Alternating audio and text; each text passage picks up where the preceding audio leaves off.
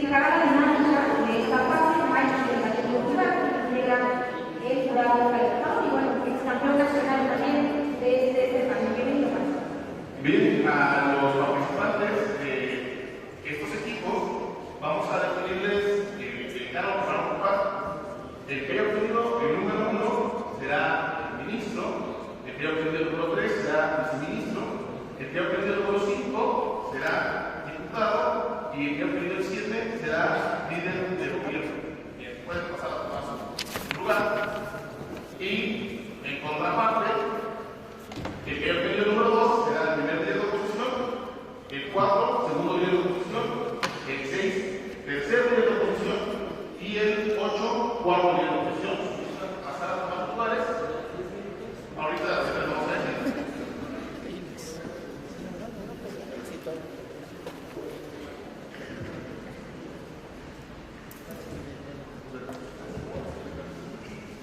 Abusados muchachos, los micrófonos están abiertos, porque lo que digan se lo escuchan. Porque es más complicado. Muy bien. Ya que están acomodados, esa va a ser la dinámica del debate. Ahora vamos, antes de que vengan a seleccionar el tema que van a debatir, una vez que tengamos el tema, ustedes regresan a su mesa y empiezan a contar el tiempo, 10 minutos, para que se preparen. Al completar los 10 minutos, damos inicio con el debate. Entonces, no, ¿puedes salir todos para arriba?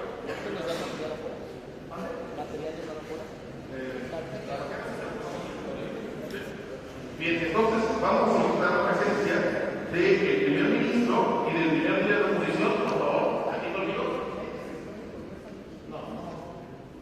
No se puede usar el equipo de todos.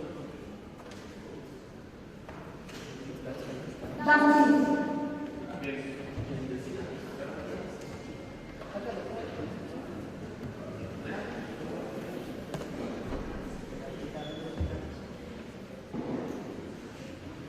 El tema es el siguiente. La moción es: esta casa considera que el uso de tecnologías de la información es necesario como complemento de la educación infantil. Repito, esta casa considera que el uso de las tecnologías de la información es necesario como complemento de la educación infantil.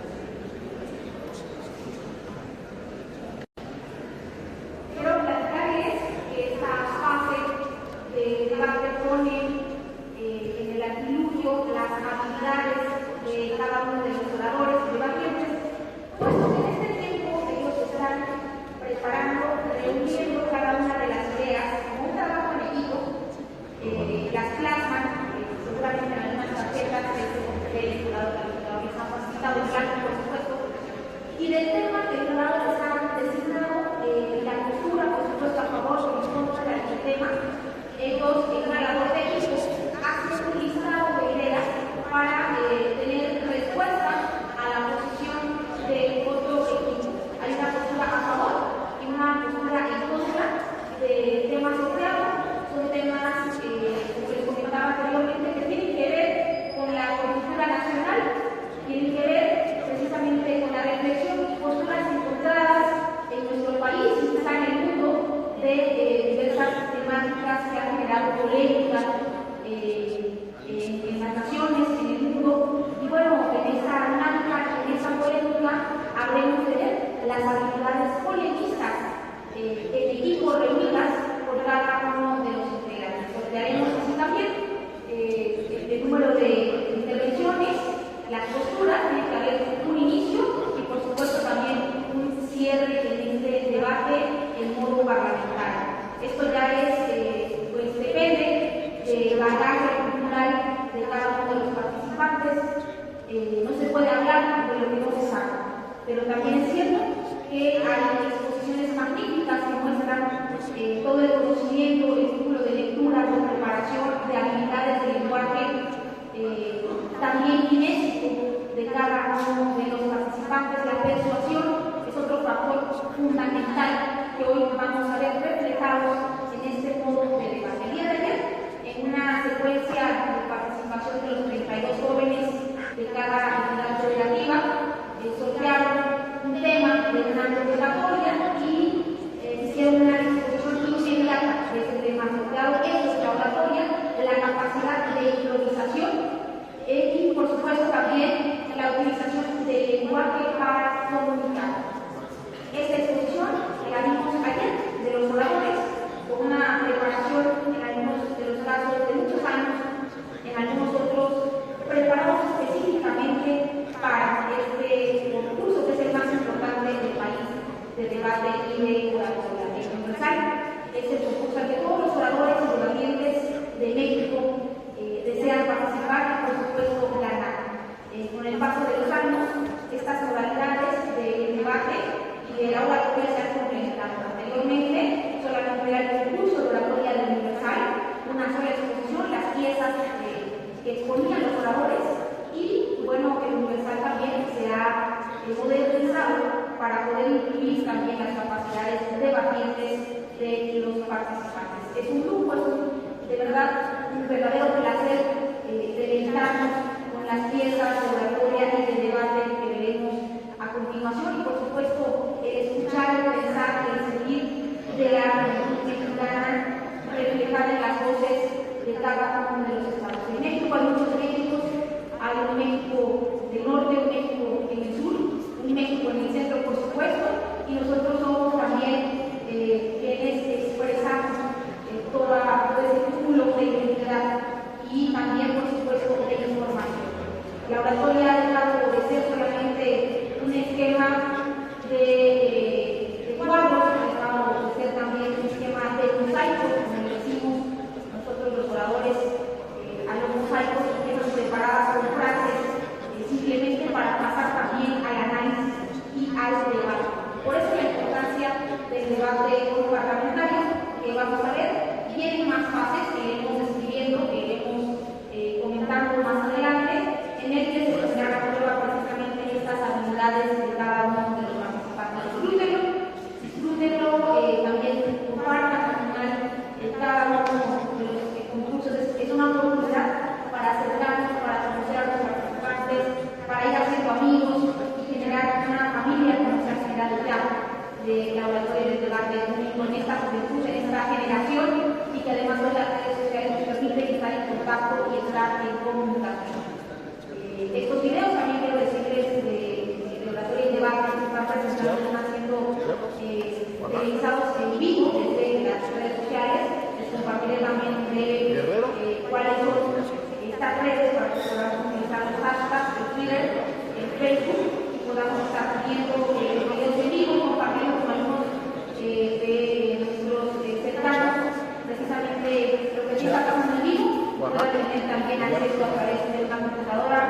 desde el día de ayer está televisado y tenemos el equipo que es el radio y televisión, así que les agradecemos mucho su participación y colaboración para poder sincronizar y dar vida y transmitir este importante concurso, que además es el más importante, reitero, del siglo, porque se celebra en los 100 años de fundación del periódico más importante de México, el Universal. Vamos ahora sí. Quedan unos minutos, me comentan que los participantes están preparando los temas que ya les han sido designados, están haciendo una lista de ideas para que en esta lluvia de ideas uno pueda entrar a una confrontación ideológica de idea y contenido con el equipo opositor, con el equipo que va a defender una postura contraria a la ley. Los participantes que se encuentran en la puerta pueden ya pasar a esta sala para poder dar continuidad a este concurso.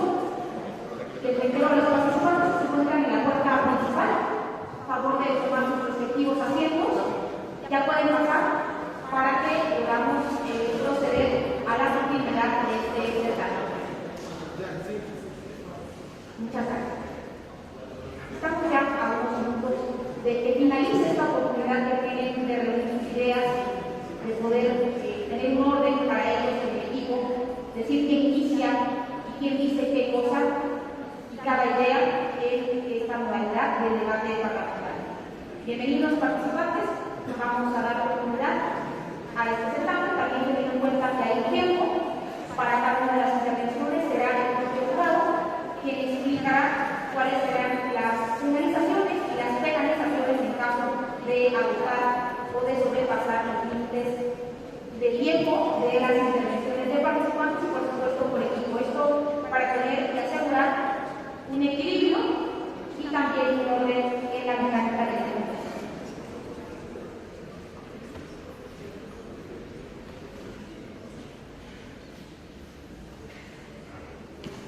Voy a compartirles ahora el tema que habrán de debatir, una postura a favor y una postura en contra. Este tema ha sido designado por el calificador y corresponde a el uso de las tecnologías de la información es necesario como complemento de la educación infantil. Una postura a favor y una postura en contra.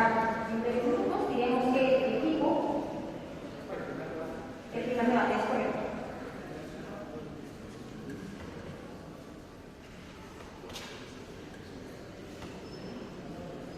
Le pido al equipo A del estado de Chiapas, Ángel Herrera,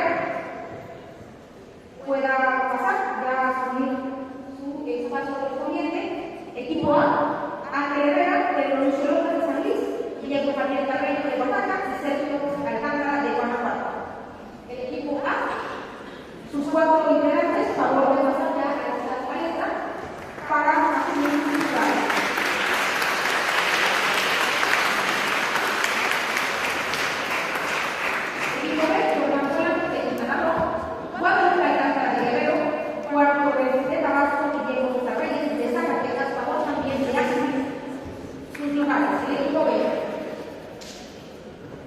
Adelante, equipos, favor de asumir sus lugares, les pido actividad en la toma de sus respectivos lugares para dar inicio a este debate con una postura a favor y una postura en contra.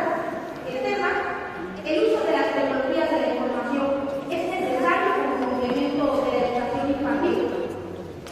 Veremos el desarrollo de esta polémica con los dos equipos que ya han preparado sus ideas a favor y en contra para defender. Adelante.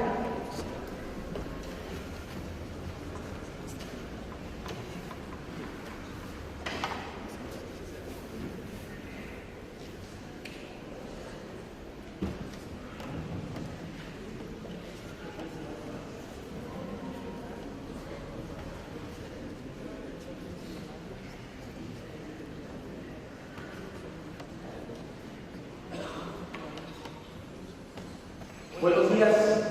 Hoy damos inicio con este debate parlamentario.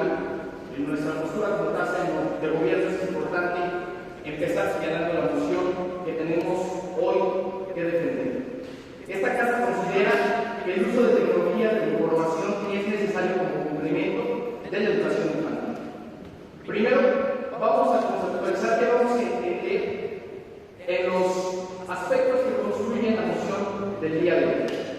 Entenderemos por tecnologías de la información ese aspecto complementario con elementos computacionales, como computadoras, tabletas, internet, en donde justamente sea un complemento primordial para la educación inicial, en este caso, la educación de los niños.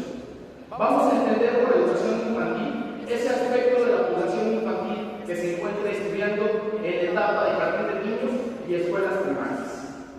Hay una frase importante que define nuestra noción, que es la necesidad. A la necesidad la entenderemos como algo de lo que no podemos prescindir.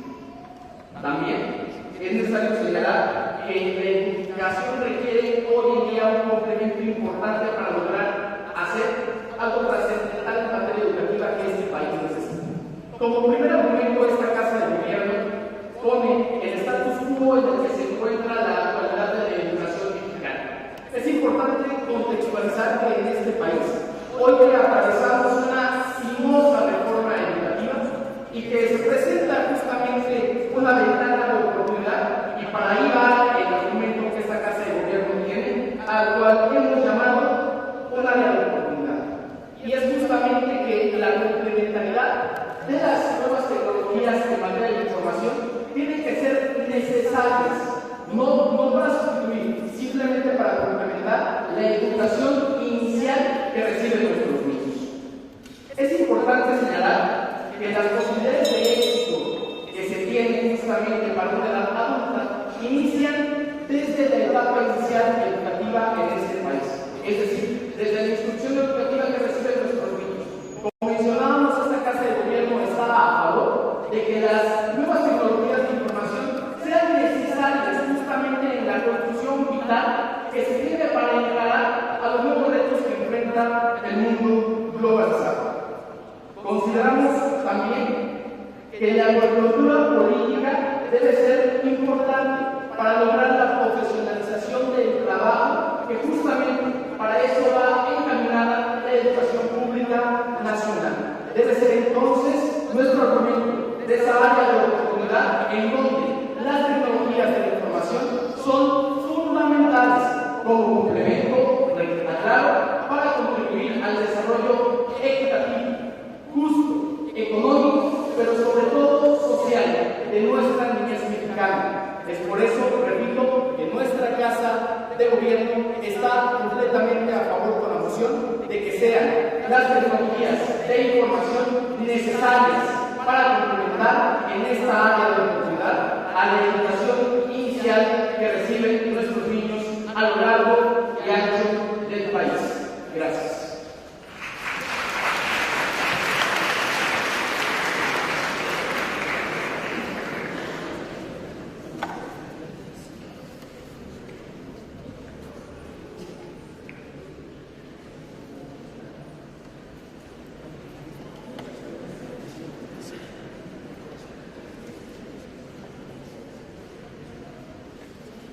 El líder de oposición, por favor.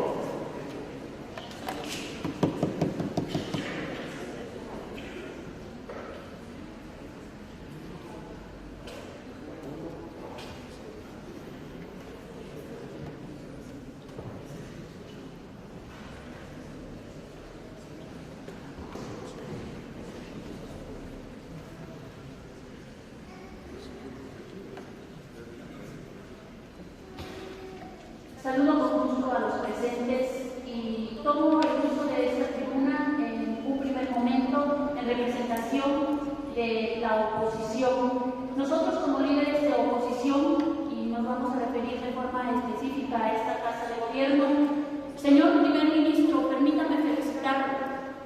Qué excepcional manera de definir a la educación de la niñez. Lo que nos duele a nosotros es que no sepan hacer su trabajo. Y es que no puede usted señalar a la tecnología como un instrumento necesario para educar a nuestros niños. Yo le voy a decir cómo lo tiene que hacer, señor primer ministro, para que su Casa de Gobierno pueda trabajar de una mejor manera para la educación de nuestros niños. Permítanme decirles que si quieren a una niñez educada, entonces, a la manera de Vasconcelos, denle libros a nuestros niños.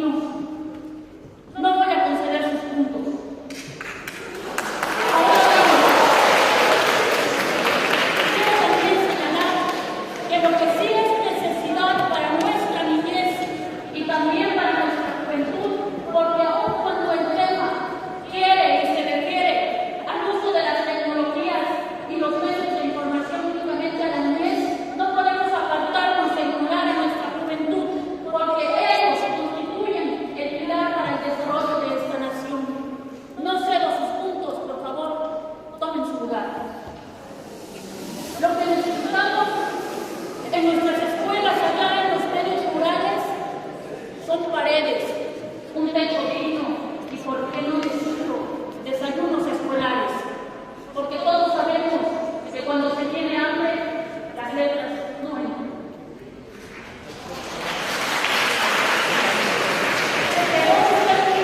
Señor primer ministro, al pretender decir que las tecnologías son únicamente computadoras y tablets, también hay celulares. Y deberían de prohibirse en las aulas para que los niños no se distraigan. Habló usted de la reforma educativa. Déjeme decirle que sus maestros, los maestros de su pueblo, no lo apoyan. Y si quieren educación para nuestros niños, regresen a los maestros a las aulas. Y si quieren darles tecnología, primero capaciten a los maestros. Eso es lo que necesitamos. Necesitamos una educación a través de la capacitación de los maestros. Necesitamos una educación a través del apoyo a los alumnos. No les den tecnología, denles becas para que nuestros niños tengan acceso a un cuaderno, tengan acceso a un lápiz y puedan tomar sus notas en la escuela. Quieren darles educación, entonces llenen las bibliotecas, llenen los rincones de lecturas de cada aula de este país para que nuestros niños tengan acceso a la verdadera información que traen nuestros libros. Ahí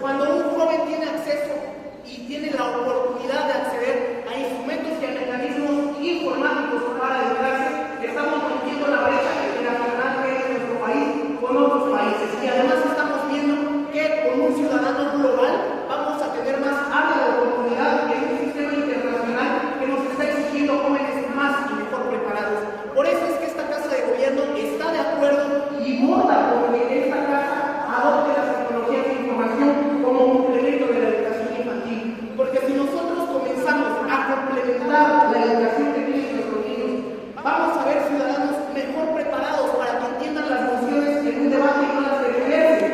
Es en este sentido donde vamos a entender cómo es que los ciudadanos pueden tener una mejor educación a través de las tecnologías de la información. Y este debate lo vamos a seguir extendiendo en diversos argumentos con los cuales vamos a explicar por qué sí, nosotros estamos muy de acuerdo en que las tecnologías de la información se adopten al sistema educativo en la infancia. Es por estos dos argumentos que nosotros hemos puesto en la Cámara Alta de Gobierno cuáles son los atingentes de este debate. Con el argumento de la equidad educativa, con el argumento de la educación 2.0, con el argumento contextual que daba mi primer ministro, en el cual queda muy claro que el área de oportunidad que tenemos con una reforma educativa nos puede hacer formar mejores ciudadanos, formar mejores niños, y para eso es que nosotros tenemos que apostar por los elementos educativos a través de la información. Con estos tres argumentos es que nosotros dejamos posicionada a la Cámara Alta de Gobierno y espero que ya empiecen a argumentar, porque hasta ahorita, amigas y amigos, vamos 3-0. Muchas gracias.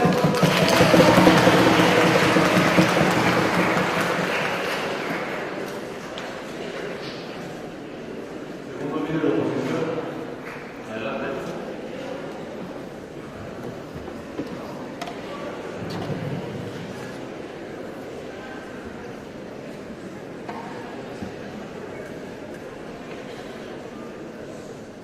Muy buenos días. Agradecemos la presencia tan amable de nuestro querido auditorio, de estos jóvenes tan entusiastas, a la Cámara de Gobierno y a la Cámara de Oposición y al jurado calificador. Estamos debatiendo la moción de que el uso de las tecnologías de información es necesario como complemento de la educación infantil. Como segundo líder de oposición, yo aquí tengo que debatir algunas cuestiones. ¿Por qué nosotros nos encontramos en contra de esta postura? Quiero decirle al primer ministro de la casa, el compañero Ángel, que mencionaba cómo es un aspecto complementario, porque las computadoras, porque las tablets, y que porque así se logra algo trascendental. Compañero, si queremos lograr algo trascendental, no solamente es con eso, sino que tenemos que lograr las partes humanas y las habilidades de las personas. Número 2. La reforma educativa contempla el uso de las tecnologías. Lo que no contempla bien es el contexto para el que se tiene que aplicar, porque hay situaciones precarias, en situaciones en donde ni siquiera tenemos acceso a Internet, en donde no hay acceso a tecnologías, donde ni siquiera hay capacitación de maestros. ¿Y cómo podemos formar alumnos integrales con valores de tecnologías si ni siquiera por la base de los programas educativos ni de los maestros hay una calidad educativa? Por ahí tenemos que empezar. No concedo sus puntos.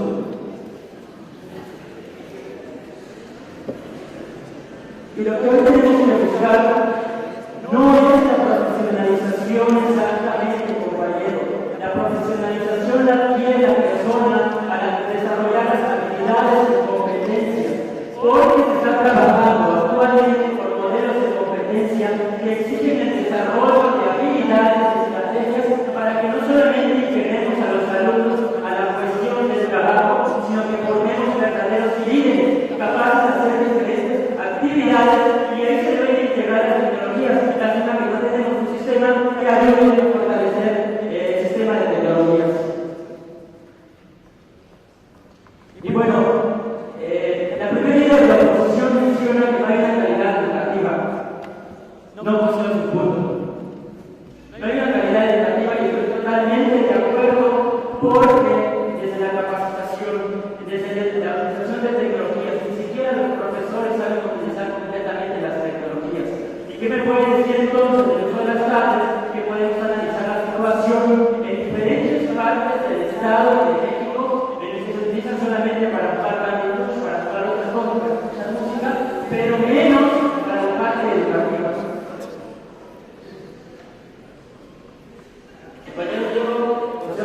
Bueno, amigo, el que tú utilices tablet para jugar Candy Crush no significa que los universitarios la utilicen para eso. Para eso es que nosotros queremos implementar para que los jóvenes puedan estudiar y tengan mejores herramientas para poder ser mejores universitarios y jóvenes más educados. Muy bien, nos señalas de que es fundamental y que no creen que los compañeros universitarios lo jueguen. Muy bien, yo estoy de acuerdo en que no lo jueguen, los compañeros universitarios tienen una capacidad nacional, pero estamos hablando de la educación infantil. Y si no reformamos la educación infantil, ¿qué se puede esperar para las siguientes generaciones? Estamos hablando de educación infantil, y entonces es necesario fomentar una buena cultura de la tecnología y de la aplicación. Necesitamos entonces una capacitación de maestros que vaya más allá de la tecnología, que vaya más a la parte humana, que rescate sí los valores, porque en la educación infantil hoy se puede hacer grandes cosas sin la necesidad de la tecnología. Y sin la necesidad de la tecnología habrá grandes personas que pueden regresar a nuestro medio. Gracias.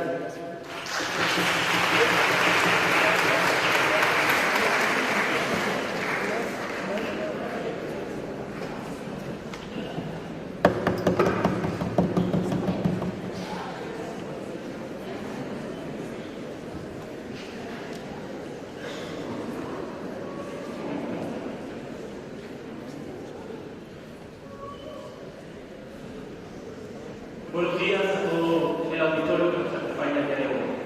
En mi calidad de diputado, reforzaré los argumentos que expusieron mis compañeros, ministro y viceministro, los cuales en ningún momento los líderes de oposición han refutado, lo cual parece que siguen en su misma posición de solamente criticar y no abrirse a un debate y que precisamente eso enriquezca esta dinámica. El primer argumento que señalamos es el de área de oportunidad, es decir, hoy en día con la reforma educativa que se está implementando en nuestro país, en sus diversas estrategias maneja precisamente que existirá mayor cobertura de internet, existirán centros donde existan equipos de cómputo, tabletas, para que tengan los jóvenes mayor acceso a la información, y esta reforma educativa permitirá ser complementaria a la educación de los jóvenes, de los niños. El segundo elemento es la equidad educativa, es decir, hoy en día las condiciones en las cuales aprenden o la infraestructura con la que cuentan los niños a lo mejor en el norte es totalmente diferente a la infraestructura que tienen los niños en el sur. Y con la implementación de las tecnologías de la información se podrá tener a disposición, tanto la gente del norte, los niños del norte como del sur, podrán tener a su alcance la información para tener una educación de calidad, una educación que los permita ser más competentes el día de mañana. El tercer argumento de educación 2.0 para un ciudadano global, es decir, hoy en día con la globalización, no concedo su punto, hoy en día con el tema de la globalización es indispensable que nuestros niños cada día estén más inmersos en el manejo de las tecnologías de la información para ser profesionistas exitosos.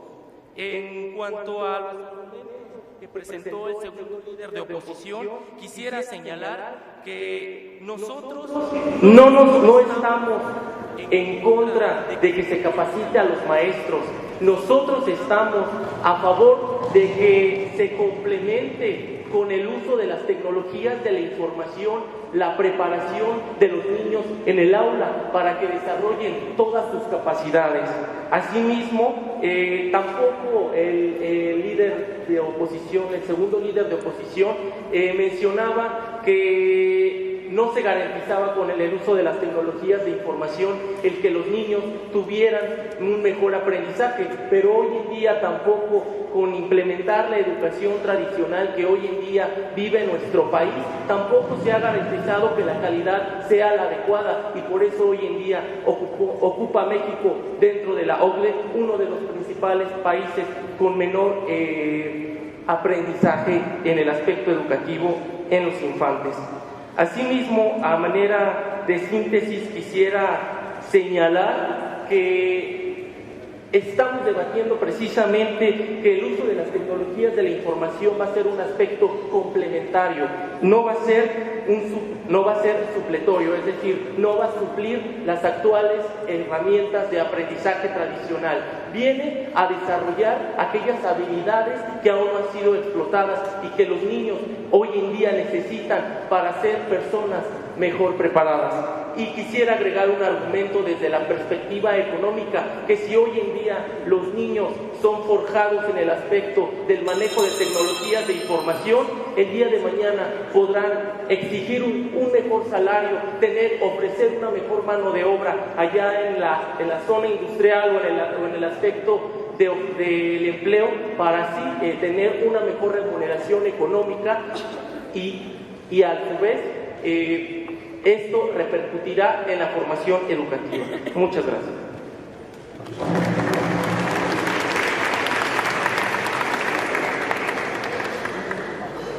Antes de que pase el siguiente participante, le solicitamos por favor a los participantes que restan y a los que siguen en las siguientes etapas que por favor se acerquen un poco más el micrófono y que lo usen adecuadamente, y también al público le solicitamos de manera muy atenta que las muestras de afecto o de aprobación las hagan al finalizar la intervención para no interrumpir la escucha del jurado.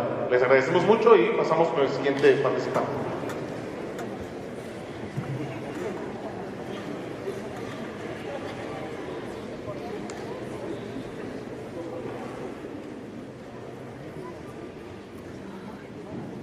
Ok, vamos a empezar teniendo que la Casa de Oposición está en contra del uso complementario, como ya se ha estado diciendo, del complemento de la forma tecnológica en las aulas infantiles. Con respecto al Candy Crush, según el INEGI, en el marco del Día Internacional del Internet en México, 89% de los jóvenes usan las tecnologías para juegos y redes sociales, mas no para la educación o para educarse. Los puntos que vamos a poner son dos principalmente. Los países que utilizan las tecnologías como complemento para el desarrollo de sus niños, nos llega de esta forma como una remanencia, en el contexto de que no nos pertenece. No pueden inculcarnos en una cultura como la mexicana otros conceptos de otros países. Un ejemplo sería la cultura tecnológica. Segundo punto, transforma las relaciones sociales, familiares, en tanto a la desintegración familiar. Según la Kaiser Foundation, el 75% de los jóvenes tienen acceso, permítame un momento, señor, el 75% de los jóvenes tienen acceso a tecnologías en su cuarto. El 8.5 horas al día son lo que pasan enfrente de un dispositivo, siendo que nada más serían conveniente 2. Permítame, señor. La relación de familia baja un 50% y las relaciones de la escuela 45% menos cuando se hace uso de estos artefactos. Así que el considerarlos como un complemento no sería apropiado, en el sentido de que deshumaniza a las próximas generaciones. Según la DMS, el Manual de Psiquiatría, las tecnologías de la información causan déficit en atención, hiperactividad, habla inteligente, dificultando la capacidad para pensar por ellos mismos. Nos crea una dependencia. El DMS-4, manual también de la psiquiatría, avalado por la OMS, dice que los factores fundamentales para el niño son movimiento, tacto, conexión con los humanos y conexión con la naturaleza. De 4 a 5 horas para hacer esto hasta los 18 años. No está en tecnología, no la abarca, según la OMS. No permito sus puntos, permítanme. Hace un momento, uno de los debatientes de la Casa de Gobierno puso un ejemplo de Chiapas, explícitamente. Chiapas forma parte de los estados que conforman el 36.7% del índice de pobreza, según la UNESCO. Creo que aquí abarca perfectamente el poder decir que hay escuelas en las que ni siquiera tienen bancas para estudiar, ni un piso apropiado, ni maestros calificados. ¿Cómo queremos imponer la tecnología como un complemento cuando ni siquiera los niños tienen acceso a, por ejemplo, desayunos, cuando van sin comer a la escuela, cuando no tienen ni siquiera útiles escolares? Es ilógico tratar este asunto de tecnología como un complemento en lugares donde las prioridades están por los suelos. Quieren poner tecnología a niños sin antes proporcionarle los medios adecuados para su educación primaria. No concedo su punto. Para terminar, estamos a favor de una era en la que necesitamos capacitar bien a los maestros, a que necesitamos suplir las necesidades básicas primero, en lugar de avanzar más allá en la tecnología, que simplemente los niños con diversas capacidades en diversos estados que tienen índices de pobreza alarmantes no podrían manejar. Es por eso que nos oponemos y es por eso que estamos en contra del punto ya antes mencionado, el complemento a la educación infantil por medios tecnológicos. Gracias.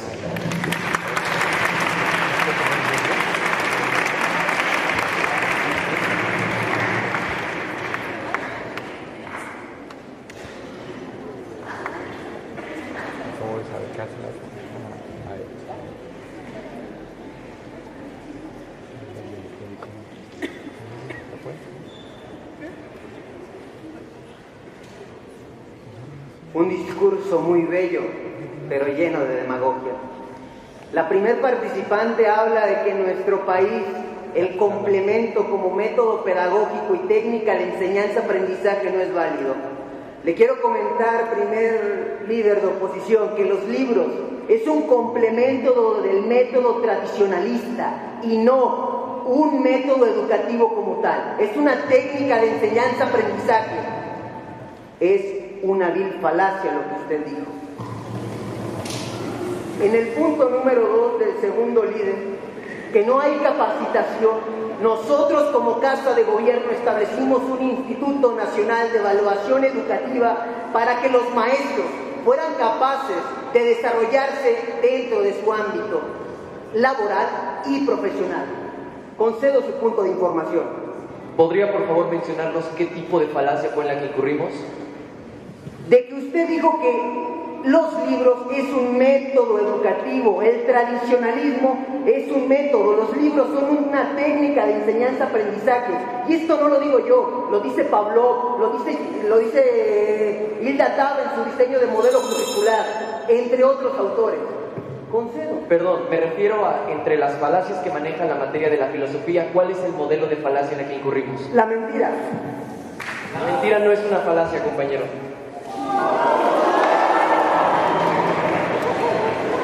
En el segundo líder tenemos quien comentó que no hay un instituto, como yo les comenté, y realmente hay un instituto que evalúa a nuestros profesores. Mes con mes hay un órgano colegiado en el cual se reúnen los maestros para formar estas técnicas de enseñanza-aprendizaje con la utilización del complemento de los medios electrónicos, que conlleva a que nuestros maestros estén mejores preparados día con día. El tercer líder nos habla acerca del sistema de otros países.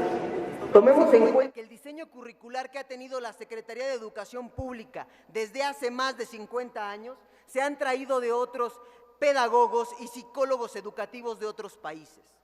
Estos diseños curriculares son los plenamente establecidos.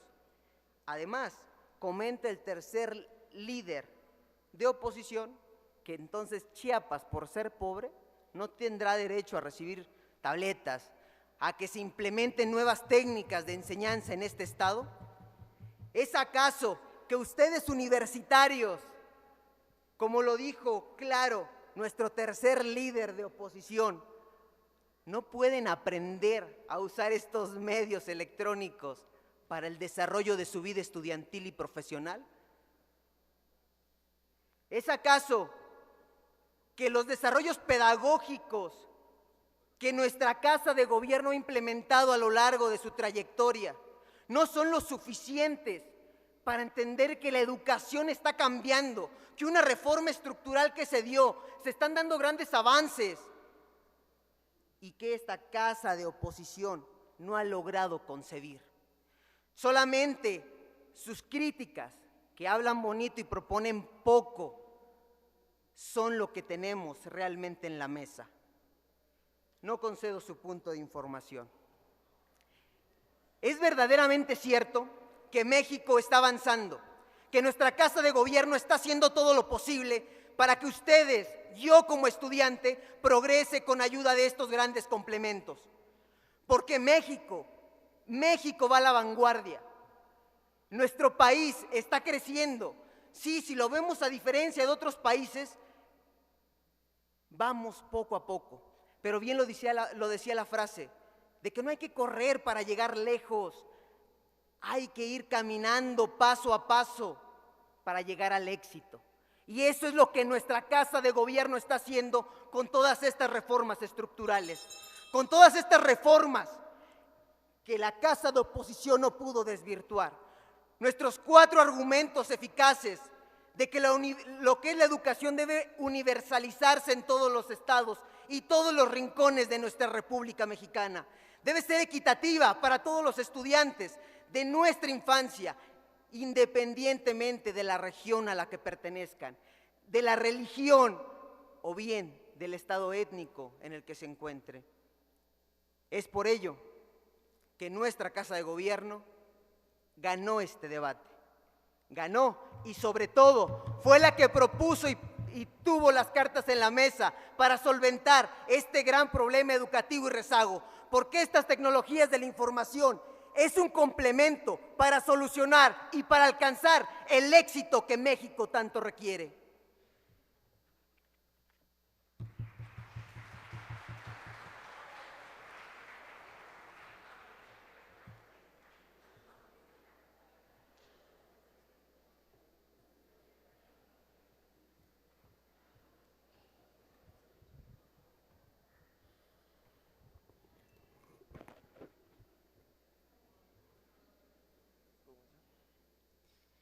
Muy buenas tardes, querida audiencia, jurado calificador, compañeros polemistas.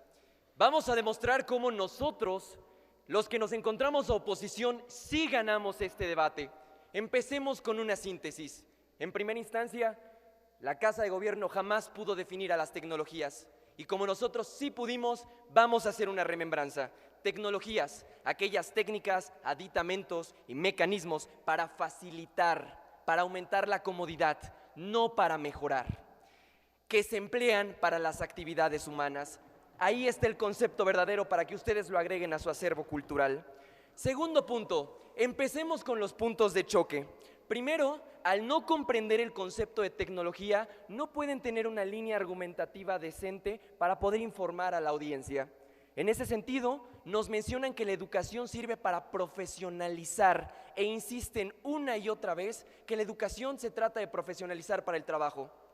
Ese es el modelo de hace 20 años. El nuevo modelo se llama por competencias y se trata de que ustedes adquieran capacidades y habilidades. Al final concederé sus puntos de opinión, para que ustedes puedan tener habilidades para el resto de su vida. Segundo, todos los argumentos aquí vertidos respaldan la postura de que las tecnologías de la información no deben ser, en este momento, un complemento para la educación. ¿Por qué? Porque se desarrollan en países industrializados, con contextos que les permiten su correcto uso, y a nosotros nos llega como remanente, sin capacitación. Segundo, no tenemos una capacitación para emplear nosotros las tecnologías correctamente. Al final concederé los puntos. Tercero, se ha demostrado, según el DMC, que es el libro correcto para poder comprender los trastornos psicológicos, avalado por la OMS, que las tecnologías de la información en la educación reducen 50% la convivencia familiar y 45% las relaciones interpersonales. Y ustedes no fueron capaces de objetar eso, no fueron capaces de dar estadísticas de cómo sí mejoran las relaciones interpersonales. Al final concederé sus puntos. Tercero, Está demostrado según el INEGI que el Internet es 89 veces utilizado de cada 100 mexicanos para las redes sociales, no para la educación. Repito, porque no tenemos capacitación para poder emplearlo.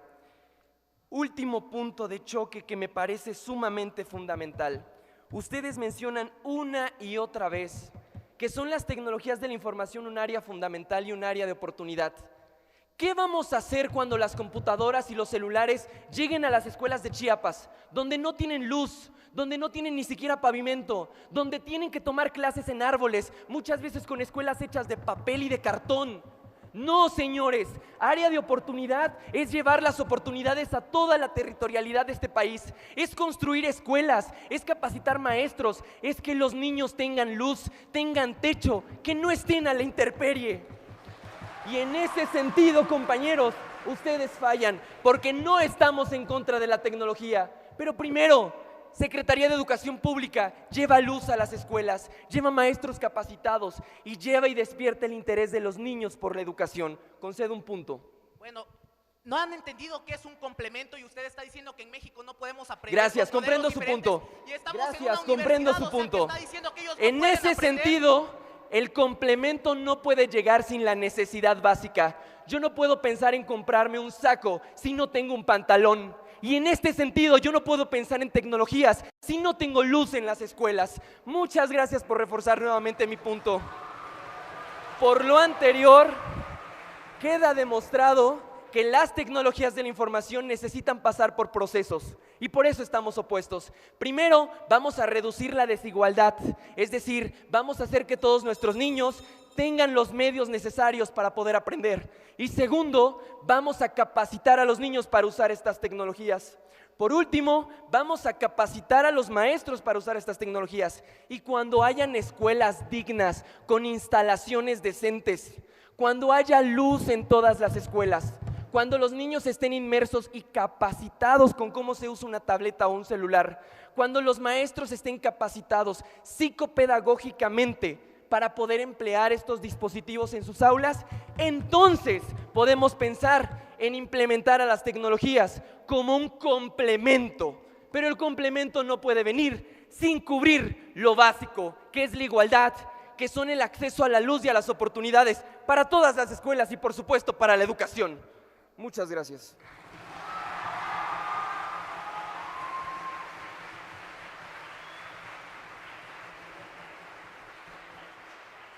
A los participantes, antes de que se retiren, bien, invitarlos a saludarse, a darse un abrazo.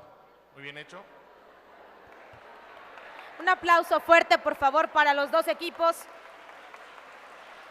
que mostraron sus habilidades en este debate parlamentario. Quiero decirles que lo que hoy vieron fue un ejercicio de simulación. Todos son amigos, todos hacen equipo y bueno, solamente forma parte de lo que se tiene que hacer en este ejercicio de oratoria y debate público. Voy a mencionar los nombres de los dos equipos que toca su turno de participación, el equipo C y el equipo D, no sin antes decirles que cualquier salida de este recinto, por favor, que sea en las puertas laterales de la salida de emergencia. Ninguna persona saldrá por la parte principal, sino son las laterales las que vamos a habilitar para la salida. Decirles también, bueno, los nombres de los dos equipos. El equipo C, integrado por Luis Carlos Rodríguez Castro, por Paul Mil de Veracruz, Francisco Correa de Michoacán, Ángel Torruco de Yucatán. Equipo D, Javier Lozano, Sofía Gutiérrez, Steve Alejandro y Víctor Alfonso. Les pido a Javier Lozano Rodríguez y a Luis Carlos Rodríguez pasen por favor para sortear la posición de sus equipos. Solamente ellos van a sortear la posición de los equipos. Javier Lozano Rodríguez y Luis Carlos Rodríguez, favor de pasar a sortear la posición de los equipos que habrán de debatir. Sí.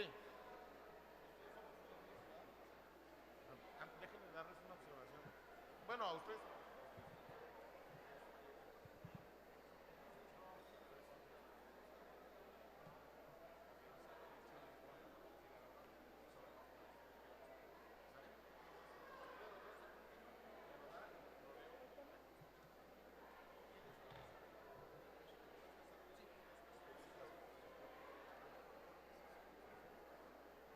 Atención, el siguiente tema a debatir, la moción es: esta casa considera que las cuotas de género son necesarias para lograr la equidad. Repito, esta casa considera que las cuotas de género son necesarias para lograr la equidad.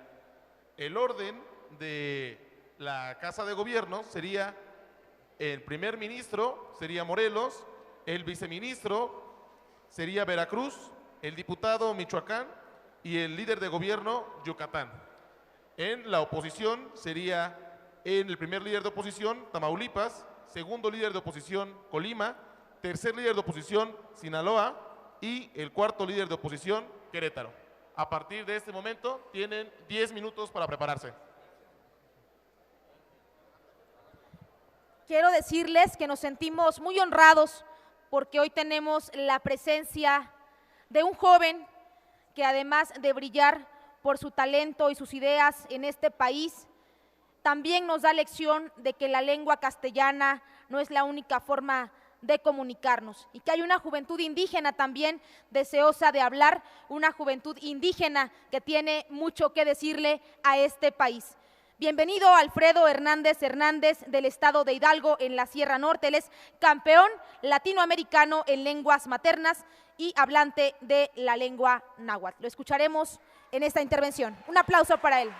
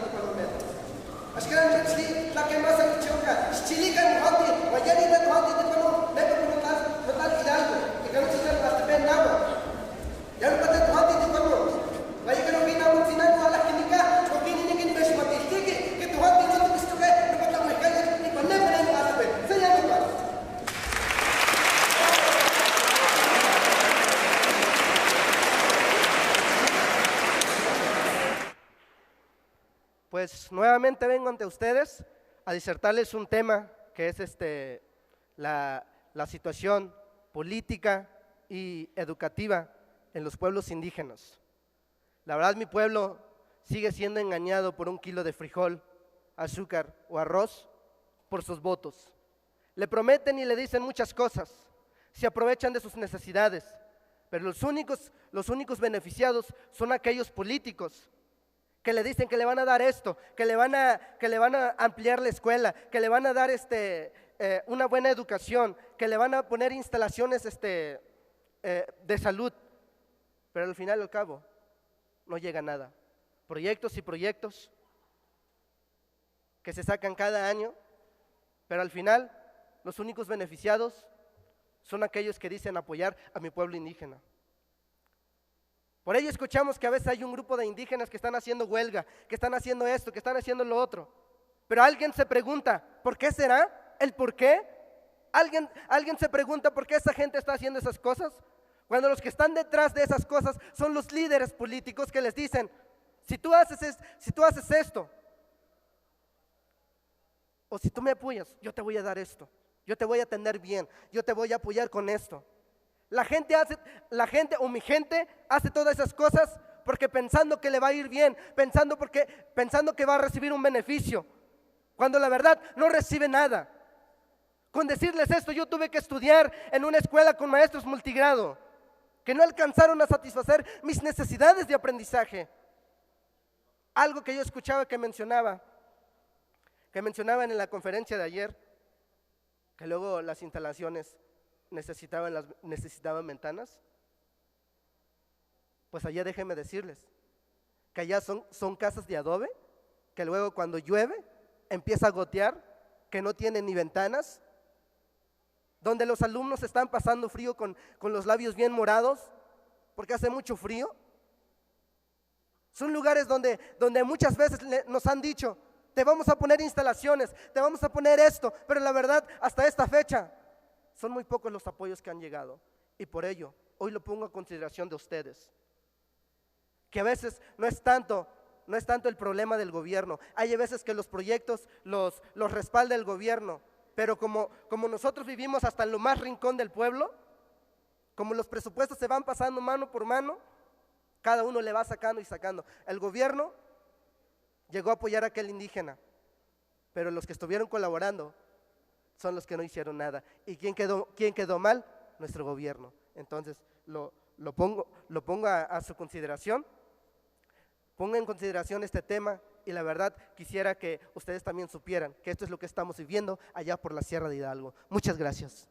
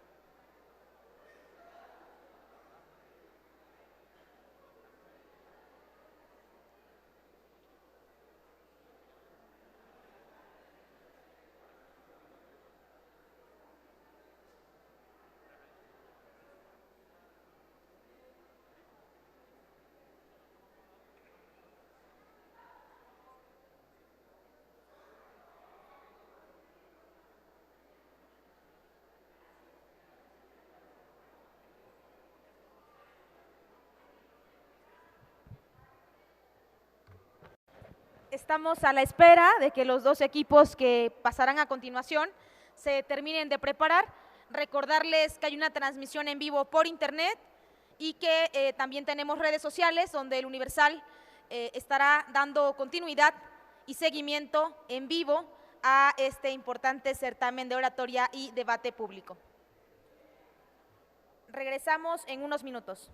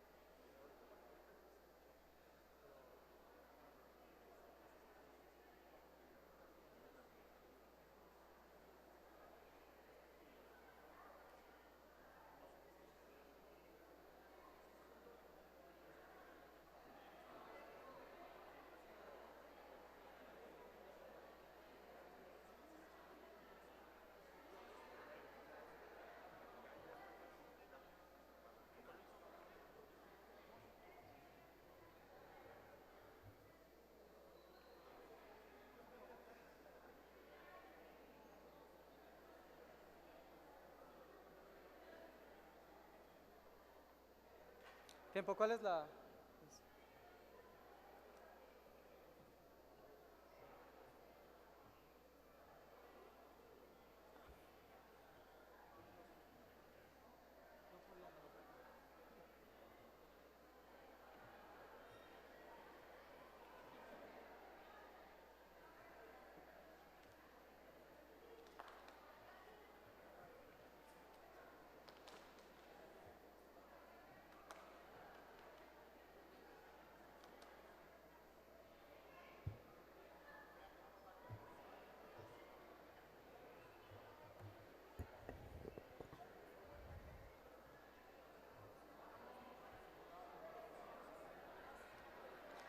Estamos ya a unos minutos de escuchar al equipo CID debatir sobre el tema de las cuotas de género.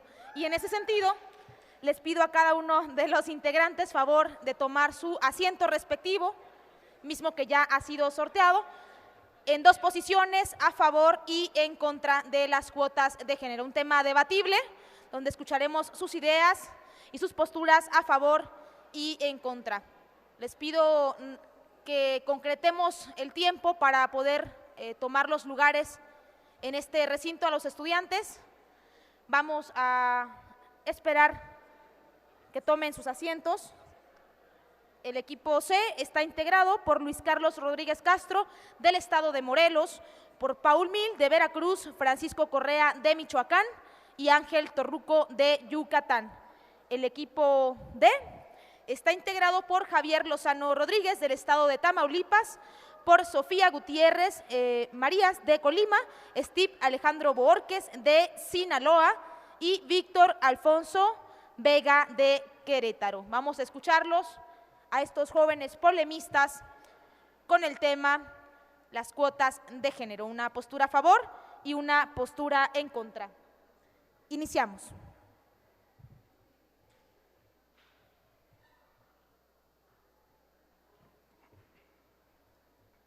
Muy buenos días tengan todos y cada uno de ustedes. Saludo con mucho respeto a la mesa del jurado calificador y por supuesto a nuestros compañeros con los cuales vamos a tener y sostener este debate.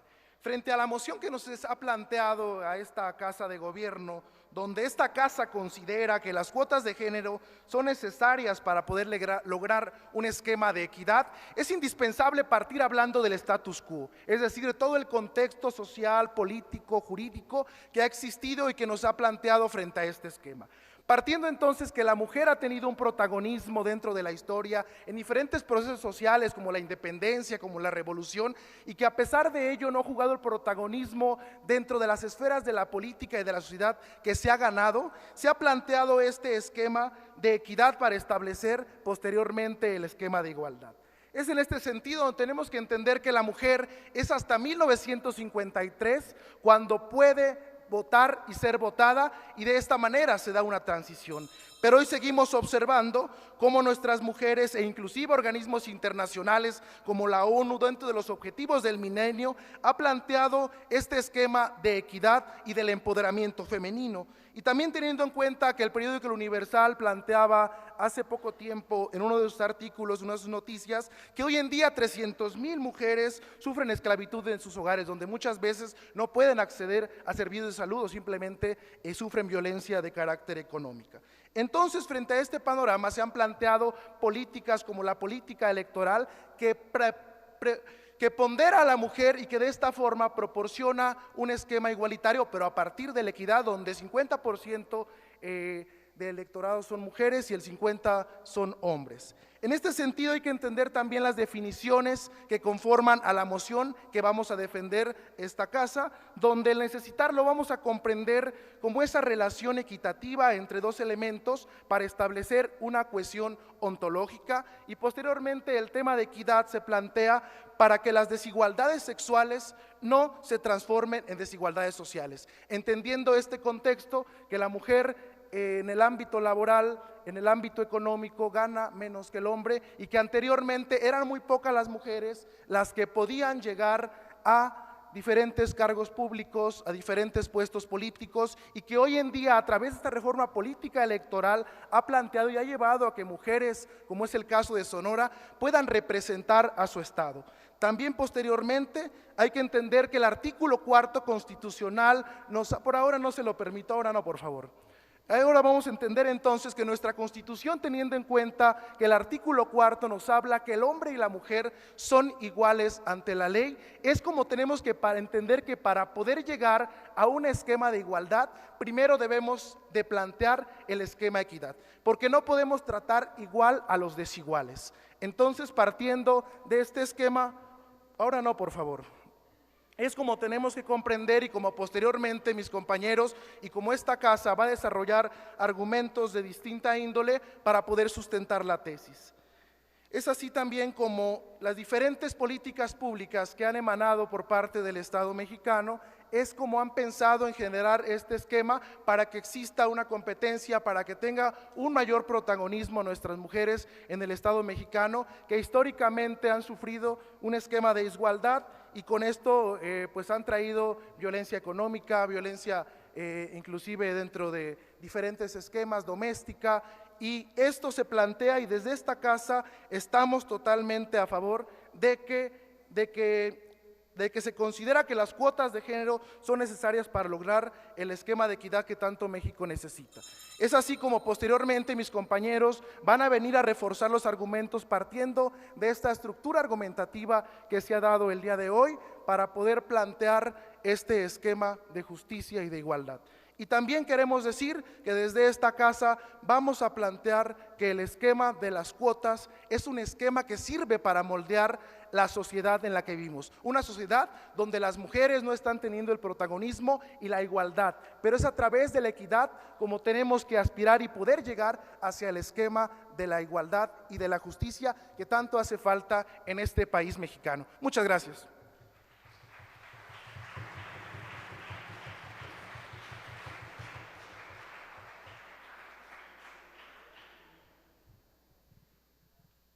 Adelante, el representante de Tamaulipas, por favor.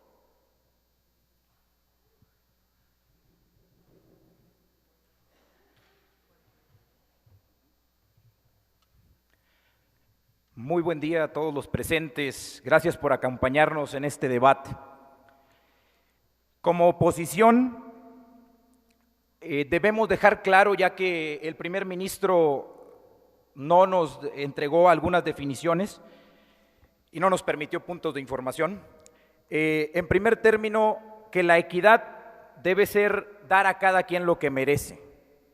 Esto establece que se debe dar a través de méritos, a través del trabajo y el esfuerzo que desarrolle cada una de las personas, no solamente las mujeres. Porque aquí de esta manera, usted, compañero, está citando o se está diciendo algunas cosas que en este debate se están planteando términos que van en contra de la igualdad y la equidad, no se está estableciendo de manera clara.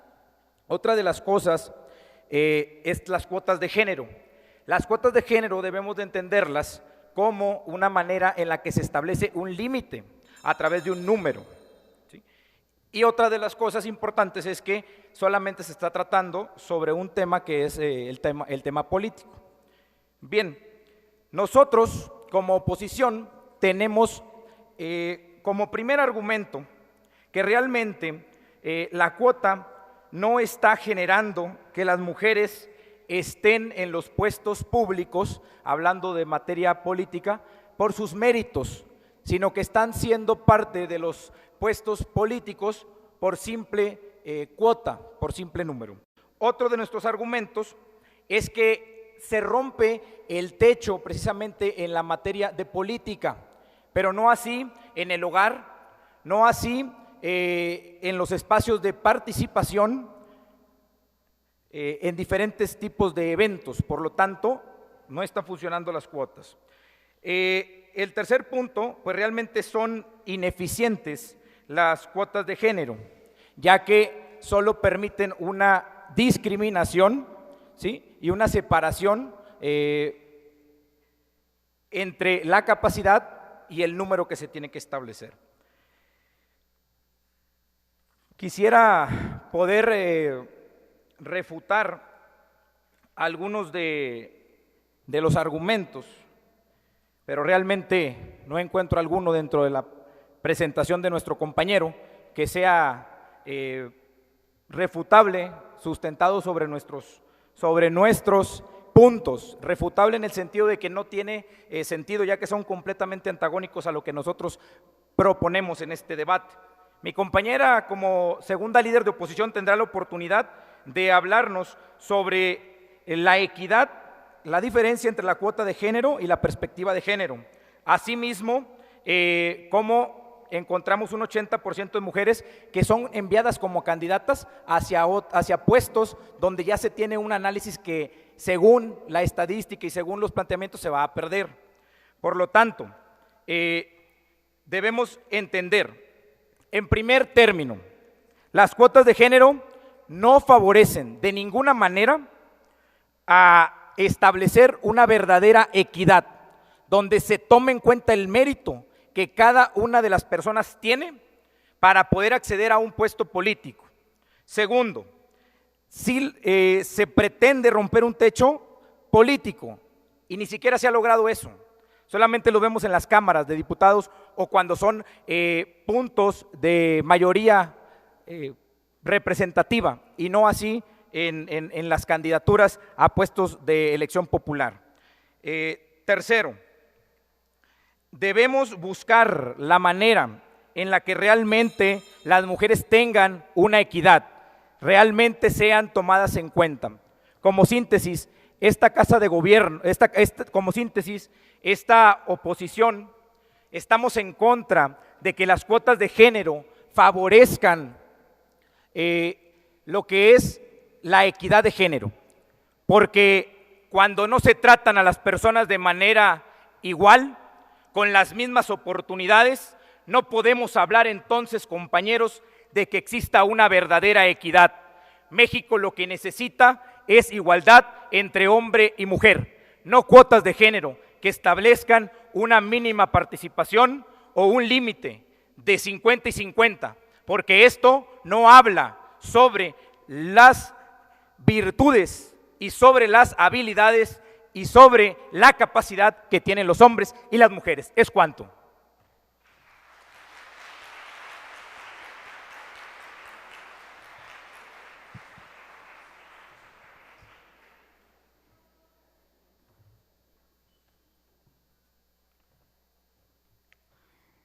Muy buenos días a todos, señores miembros de la oposición, compañeros de la Casa de Gobierno, ciudadanas y ciudadanos que nos escuchan.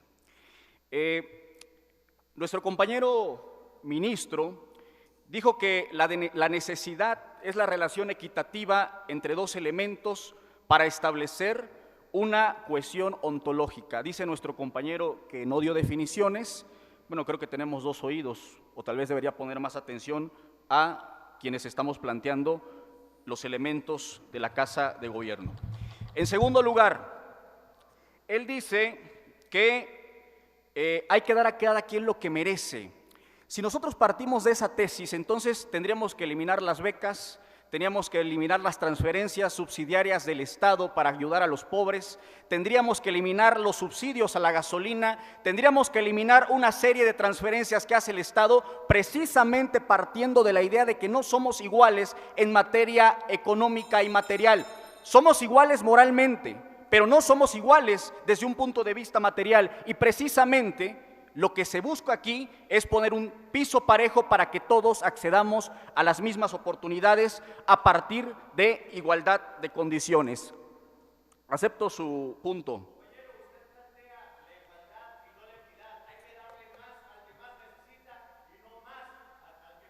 Claro, y me está dando usted la razón, hay que darle más a quien más necesita. Las mujeres, por la situación en que han vivido relegadas históricamente, necesitan mayor intervención del Estado para regular esas desigualdades. Pero mire, déjeme plantearle un tema muy importante. Usted dijo que debemos llegar al poder político a partir de la capacidad. No estamos hablando aquí de capacidad en cuotas de género en arquitectura o en la medicina, estamos hablando de la política. La política, señoras y señores, no se basa en principios meritocráticos, se basa en principios del voto popular, y la sociedad puede equivocarse, y de hecho la mayor parte de los políticos que llegan se equivocan.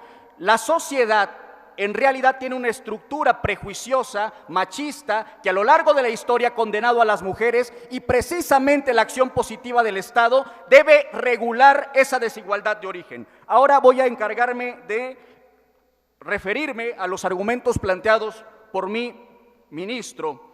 Él planteó el tema histórico. Fíjense ustedes, desde 1953 se aprobó que las mujeres también tuvieran derecho al voto. Actualmente, a pesar de eso, solamente tenemos una gobernadora en este momento de nuestra historia. Imagínense que el Estado no intervenga para establecer esas condiciones de equidad que son necesarias. Admito el punto. Desde su punto de vista, compañero, luego entonces la sociedad es ignorante. Desde mi punto de vista, la democracia le da a la sociedad, como dice Sartori, la posibilidad de cometer sus propios errores. Y de hecho los comete, no porque sea ignorante, puede tener intereses de grupos de presión, puede actuar guiado por prejuicios, puede actuar por un sinnúmero de circunstancias que determinan la orientación de su voto. Entonces no venga usted a hacer demagogia diciendo que la sociedad es ignorante, porque no tiene nada que ver aquí. Estamos hablando de las razones que motivan el voto y no es necesariamente la ignorancia. En segundo lugar, desigualdades sexuales. Señalaba nuestro compañero, ya conseguí 2 puntos, ya no voy a conceder ninguno. Ya conseguí 2 puntos, se hubieran puesto de acuerdo para preguntar algo que valiera la pena.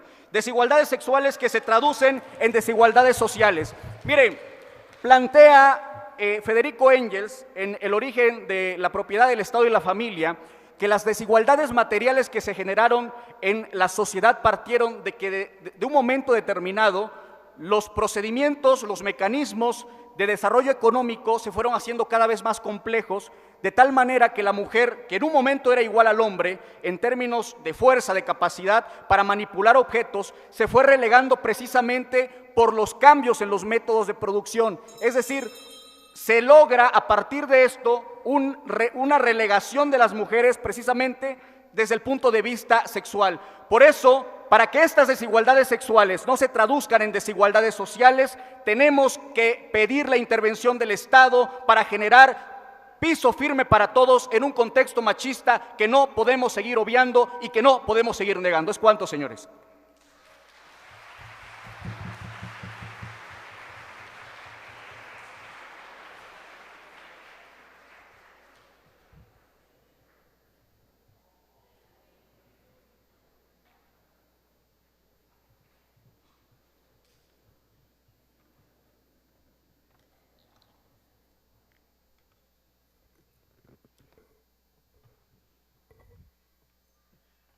Buenos días, mexicanos, mexicanas, estudiantes mexiquenses.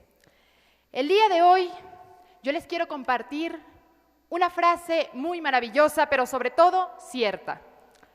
La llamada a la honradez siempre vende muy bien, como nos lo decía Humberto Eco. ¿Y por qué digo esto? Porque al gobierno siempre le ha resultado muy sencillo vender su discurso de honrado, pero en el hecho, ¿qué vemos? Un contraste que es completamente distinto. Estamos viviendo en un país en el que 9 de cada 10 ciudadanos desconfía de sus gobernantes.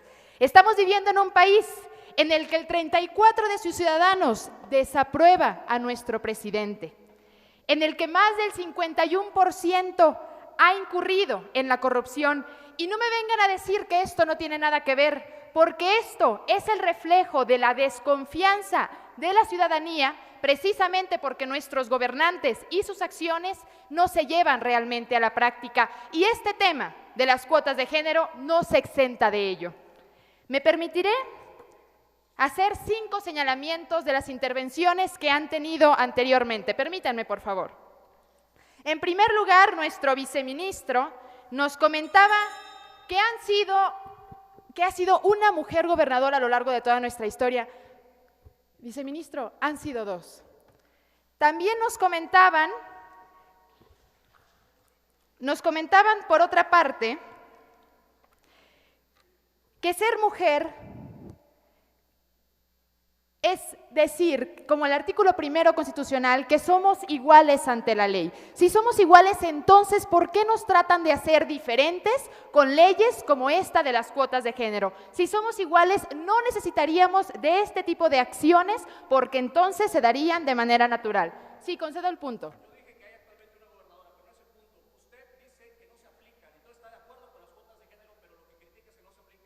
Por supuesto que no, por favor, permítame terminar mi intervención para que entonces entienda mi argumento.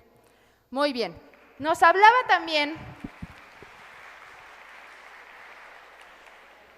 nos hablan de que en la Cámara de Diputados ya estamos logrando un 50% de mujeres y un 50% de hombres. Vaya cortina de humo, vaya generalización, porque los invito a todos ustedes a voltear aquí. Somos 7 hombres y 1 mujer. ¿Esto qué nos quiere decir? Así, en la Cámara de Diputados, ahí estamos logrando una equidad. ¿Y aquí qué pasa? Entonces, ¿esto qué nos está diciendo? Lo mismo, que el discurso del gobierno quiere mediatizar lo que le conviene, pero aquí, en la práctica de la realidad, no se lleva a cabo. Las cuotas de género no son eficientes. Por otra parte, nos hablan también de los objetivos del desarrollo del milenio. Les recordamos que esos ya expiraron, fueron para el 2015. El día de hoy se trata de los objetivos de desarrollo sustentable y estos, que están encaminados hacia el 2030, cambian precisamente el concepto de lo que viene siendo la equidad a la perspectiva de género. Y esto es en lo que quiero centrar mi debate, porque como lo comentó mi líder de oposición, yo me voy a centrar en definir lo que es cuota de género y perspectiva de género y aclarar que esto último es a lo que nos debemos de centrar, porque la cuota de género es imponer un porcentaje forzado a la participación femenina, porcentaje forzado que significa también artificial. La perspectiva de género significa lograrlo de manera natural, no imponer barreras, porque existen algunas barreras que primero son esas en las que nos debemos enfocar para derribarlas. Barreras como ¿cuáles? Como el acoso sexual que viven, según nos lo ha dicho las encuestas del GIRE, el 25% de las mujeres. Son ese tipo de acciones las que no nos permiten a nosotras avanzar y son ellas las que debemos derribar y no tratando de generar únicamente un impacto mediático que no tiene nada que ver con nuestro avance. Porque yo como mujer en este certamen les puedo decir que es mucho más satisfactorio estar en un lugar por esfuerzo y por mérito y no simplemente por una dádiva, como lo son las cuotas de género.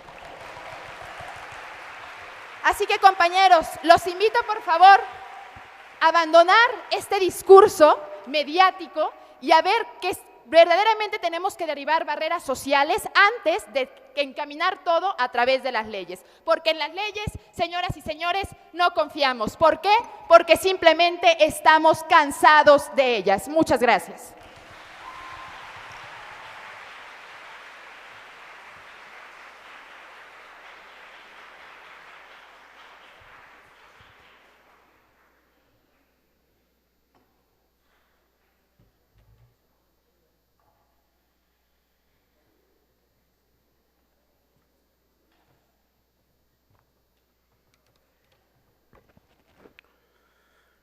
Buenos días, señores líderes de la oposición, compañeros de la Casa de Gobierno, personas que nos acompañan el día de hoy.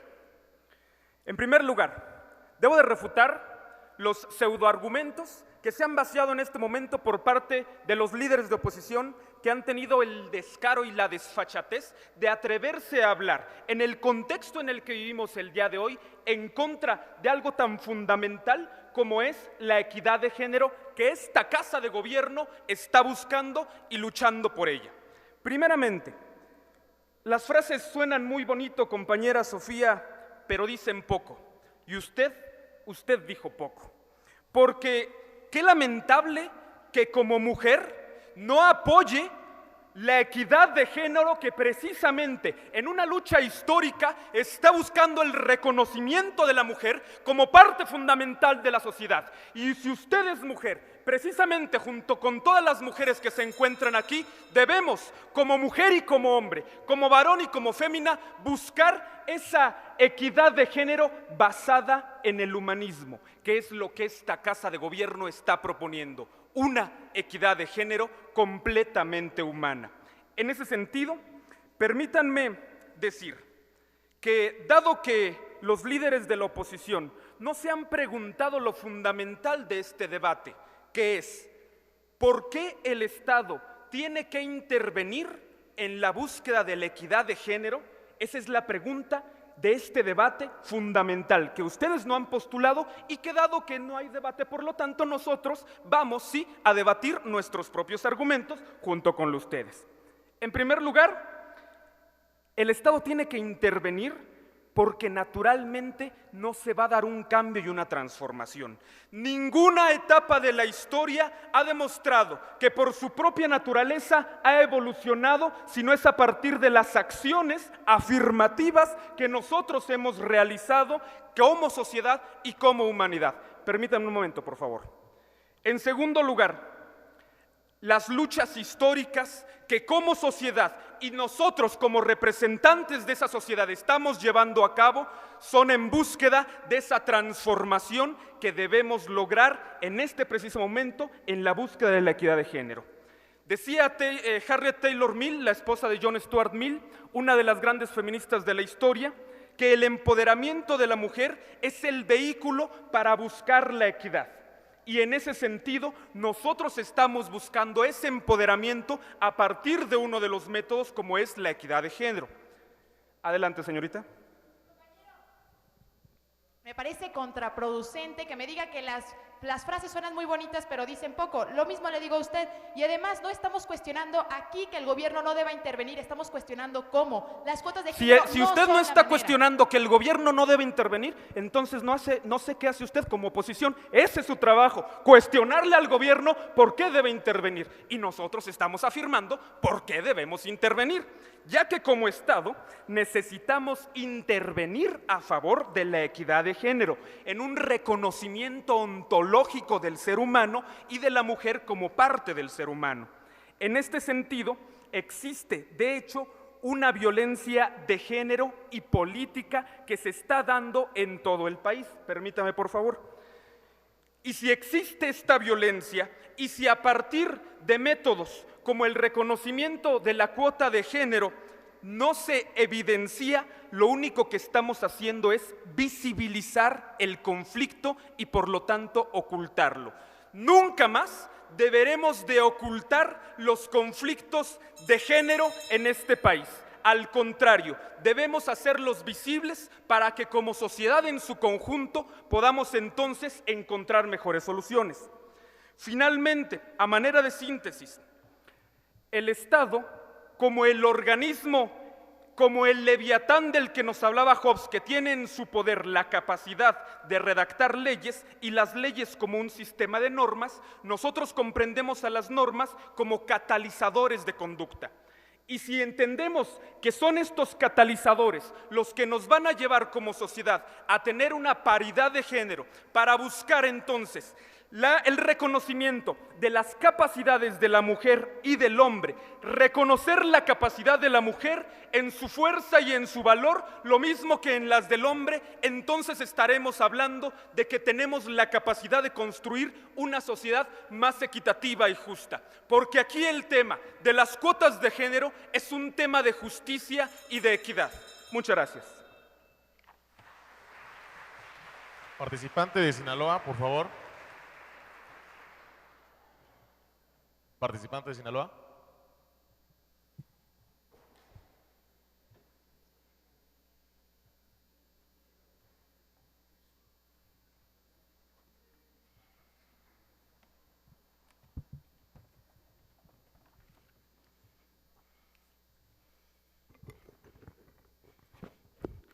Muy buenas tardes.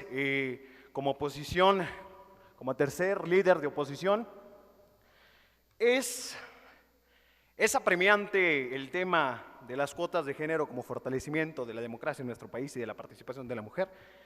Y bueno, las cuotas de género perpetúan el heteropatriarcado porque es una dádiva de hombres. Por ello, tratan de insertar a las mujeres en un escenario donde los hombres son los que toman las decisiones y son los mismos los que les permiten participar en la democracia. Entonces, las mujeres al insertarse en este tema político terminan siendo delegadas a deberes de segunda o tercera importancia de acuerdo a su género. Que haya mujeres en la Cámara de Diputados, compañeros de gobierno, y quiero que les quede muy claro, no garantiza que ellas tengan una agenda de género, sino al contrario. Por otro lado, primer ministro, usted dijo que 300,000 mujeres sufren esclavitud en sus hogares. Eso demuestra que las cuotas no se trasladan a la sociedad. Es una pregunta, ¿cierto o falso? Bueno, dicen que el que calla otorga, por lo tanto, considero que las cuotas de género garantizan o son una cortina de humo, aparentemente, para la democracia de la mujer. Las cuotas de género no garantizan la participación de la mujer y al contrario, ahorita no compañero, permítame, no fortalece la igualdad y la equidad en nuestra sociedad, pues ya lo dijo el primer ministro de gobierno, 300,000 mujeres que son esclavas en sus hogares, pues simplemente son mujeres que no van a tener o no pueden tener participación en la democracia porque no está trasladado a la sociedad, compañero.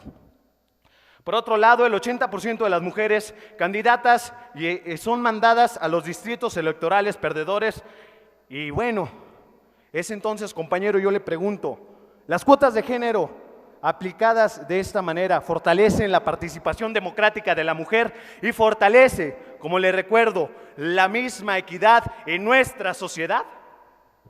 Sí, tienen la capacidad de fortalecerla y precisamente lo que usted está diciendo ahí es que esas 300,000 mujeres que no tienen oportunidades, nuestra lucha de gobierno, nuestra lucha en la búsqueda de género puede tener. Gracias, compañero, ya entendí hacia dónde va su pregunta. Bueno, aquí creo que entendemos que las cuotas de géneros en el ámbito democrático. Entonces, es necesario conocer, como ya lo dijo nuestro primer ministro, nuestro primer líder de oposición y nuestra segunda líder de oposición, que es apremiante que concedamos y que estemos conscientes de que la perspectiva de género es aún más importante que las cuotas de género, porque con ella vamos a lograr quitar y destituir lo que son las desigualdades y la falta de equidad en nuestra sociedad, en la economía y en nuestro país y por ende en la democracia de México.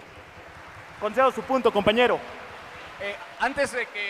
Antes de que se vaya, por favor ilústrenos, porque nos quedó la duda respecto de qué es el heteropatriarcado.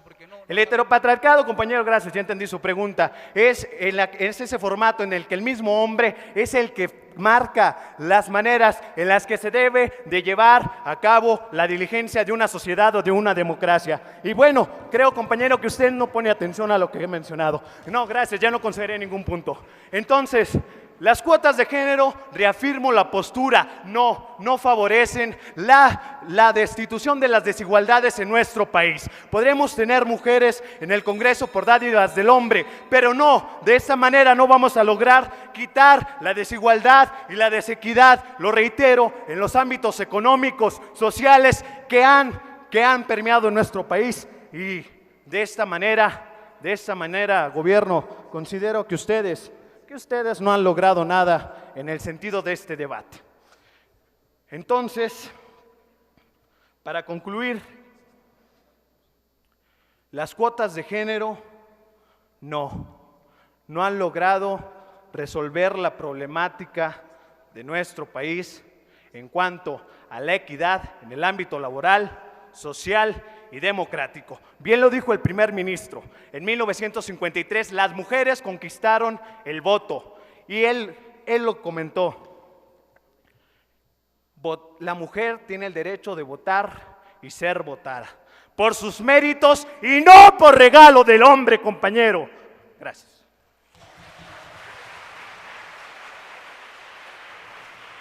compañero Yucatán. Yucatán, adelante.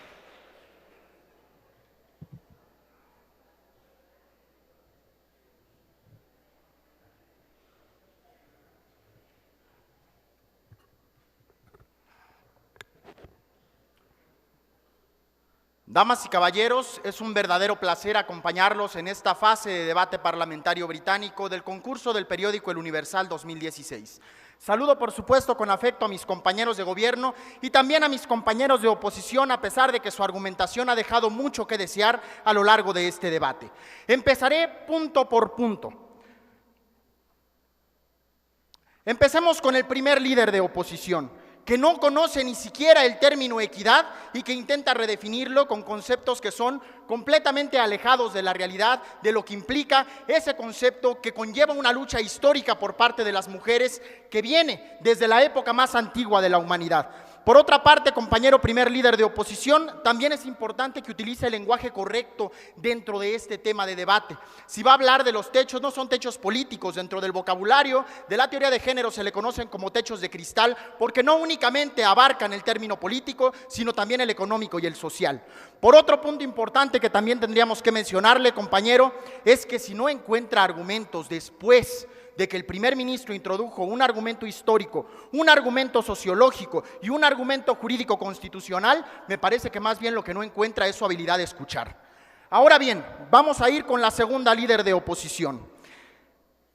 Estimada compañera, nos habla de la desconfianza ciudadana. Efectivamente, una manera para solucionar la desconfianza ciudadana es empoderando a la ciudadanía, que es lo que se busca a través de estas cuotas de género en el caso de nuestras compañeras. Otro punto importante, compañeros, es que tampoco supo escuchar correctamente, porque no se hablaba que a lo largo de la historia había existido únicamente una mujer gobernadora. Para saber debatir, primero hay que saber escuchar. Y otro punto importante, querida compañera, también es que nos habla del acoso sexual, nuevamente un punto que puede resolverse a través del empoderamiento de la mujer.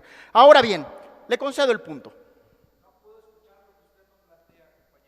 Usted ni el primer líder ni el primer ministro han definido lo que es la equidad. Gracias, compañero. Me parece que ya lo definieron. Posteriormente el viceministro vuelve a recalcar la definición. No esperará que al final de este debate yo vuelva a recalcar una tercera vez una definición por su falta de capacidad de escuchar. Ahora bien, vamos también a abarcar al tercer líder de oposición, que con un discurso bastante demagógico nos habla del heteropatriarcado. Sin embargo, se le olvida a este querido compañero que para poder vencer ese régimen de heteropatriarcado que tenemos hasta la actualidad, aún por desgracia en nuestro país, se necesita el empoderamiento de la mujer, que eso es algo que sí se puede proponer a través de las cuotas de género. Ahora bien, procederé a mencionar algunos puntos importantes que han mencionado los compañeros del gobierno. Primero, nuestro primer ministro presenta un status quo, presenta definiciones puntuales sobre de lo que es el término equidad y cada uno de los puntos que habríamos de debatir. Un punto importante es que nos brinda también un marco jurídico que está sustentado a nivel nacional e internacional con el artículo 4 constitucional y a nivel internacional también con la resolución 50-104 de las Naciones Unidas. Además, damas y caballeros, es importante mencionar el caso de nuestro querido viceministro cuando nos da nuevamente una explicación de la definición de equidad por la falta de habilidad de escuchar de nuestros compañeros en la oposición. Y por último, en el caso del diputado, que nos ayuda también a recordar esa lucha histórica, una lucha histórica que es evidente en todos los puntos de la historia. Por este momento no, compañera.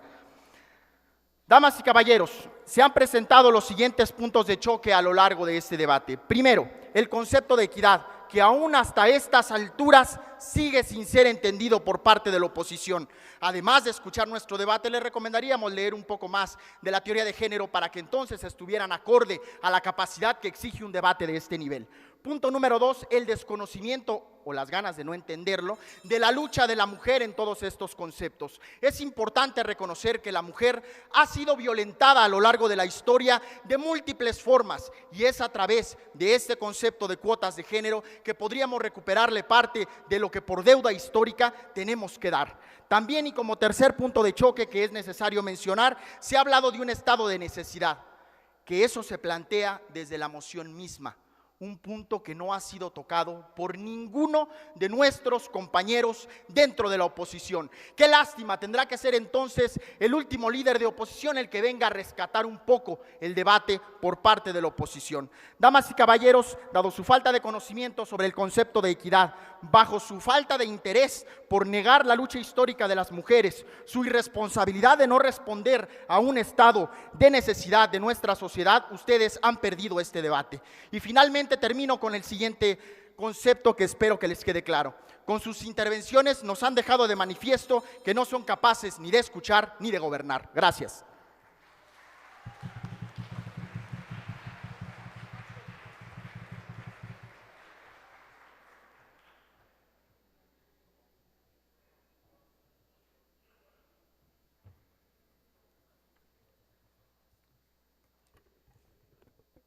Con la venia del jurado calificador, de la contraparte que se posicionó en este debate y de mi equipo que me respalda, antes de comenzar con mi intervención, amable público, quiero pedirles una sentida disculpa.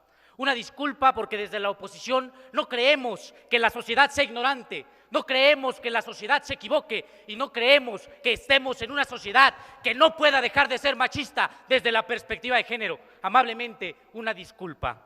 Esto nos demuestra la perpetuidad que pretende esta Casa de Gobierno al instaurar el heteropatriarcado. Ellos mismos han ofendido a nuestra compañera, la única mujer en esta mesa de debate que logró defender efectivamente porque las cuotas de género no son la solución. Ellos que desconocen el mérito de la mujer y que pretenden que solo con dádivas se siga instaurando esta lógica paternalista y patriarcal. Mencionarles que mientras nosotros logramos definir a la equidad como dar a cada quien lo que le toca, la contraparte basó su esquema de equidad en una igualdad a partir de las dádivas. También no lograron establecer en ningún momento el nexo causal entre sus pseudoargumentos para defender las cuotas de género y cómo estos iban a venir a solucionar el grave problema de desigualdad que se vive en toda la sociedad. Contrario senso a lo que sí logramos hacer nosotros al proponer que una perspectiva de género sea la que venga verdaderamente a solucionar desde las áreas no solo políticas, sino también económica, laboral y social, la desigualdad en que viven muchas mujeres. Adelante, compañero. Dar a cada quien lo que le corresponde según Ulpiano es justicia, no equidad. Hay que leer, compañero. En atención a las demás referencias que se han venido sentando dentro de este debate, los compañeros tampoco logran demostrarnos cómo es que las cuotas de género históricamente han fracasado en garantizar que la mujer acceda a los puestos de elección popular y cómo es que a partir de la lógica de gobierno lo único que se ha podido hacer es aumentar la proporción de las cuotas sin que ello represente un beneficio para todas las mujeres, como sí se mencionó desde esta oposición, que las mujeres que llegan por cuotas a las cámaras no necesariamente van a defender una agenda de género, una agenda en pro de la mujer. En ese sentido, también me gustaría recalcar que dentro de la lógica peyorativa que ha mostrado la Casa de Gobierno, hablan de desigualdades sexuales, entendiéndolas a estas como una situación que pone en menoscabo a la mujer, siendo esto que es una diferencia meramente biológica que de ninguna manera viene a limitar las capacidades sociales, intelectuales, laborales y económicas de la mujer. Adelante, compañero. Guárdese su falacia populista, compañero. En realidad en ningún momento dijimos que la diferencia biológica era igual a una diferencia en el contexto social. Compañeros, he de mencionar que desde la primera intervención del primer ministro se dejó en claro que las diferencias sexuales se iban a convertir en diferencias sociales si no se atacaban a través de las cuotas.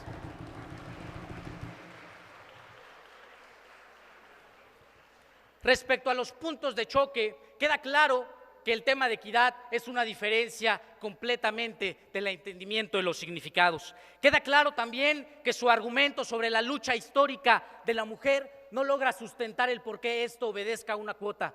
Si bien es cierto, la mujer históricamente ha sido relegada, se tiene que empoderar a través del mérito, a través de sus capacidades, a través del logro de sus propias metas y no con dádivas patriarcales. ¿Por qué? Porque las cuotas de género no logran que las mujeres tengan sueldos iguales a los hombres en los trabajos, no logran que las mujeres tengan las mismas oportunidades de emprender que los hombres, no logran que las mujeres tengan las mismas oportunidades de desarrollarse dentro de su esquema familiar, social, político y económico en el que se ven inmersas. Y el estado de necesidad, claro que está planteado. Claro que planteamos que la problemática de desigualdad en la mujer es un grave lastre que viene arrastrando la sociedad mexicana, pero la solución no son las cuotas, son la perspectiva de género, argumento sólido que en ningún momento lograron deshacer la contraparte. Es cuanto.